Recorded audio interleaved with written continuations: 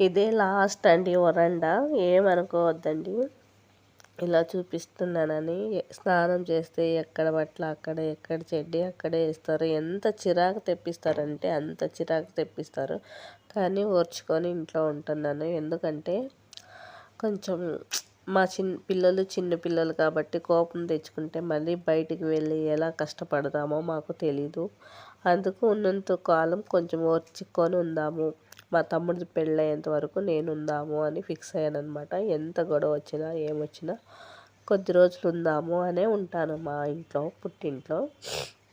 అందరికీ అనిపిస్తుంది పుట్టింట్లో అంటే ఎంత హ్యాపీ ఉంటుందని. కానీ అమ్మ చాలా అస్సలు అత్తాళ్ళ ఇంట్లో అన్నా ఉండొచ్చు కానీ పుట్టింట్లో ఉండకూడదు అని ఒక్కొక్కసారి చాలా ఏడుపు వచ్చేస్తుంది.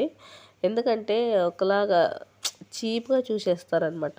అందుకు నాకు నచ్చదు. కానీ మన పరిస్థితి బట్టి కానీ మనము సర్దుకొని పోవాలి అని ఒక్కొక్కసారి చాలా అనిపిస్తూ ఉంటుంది. ఎంత కష్టమైనా కొద్ది రోజులే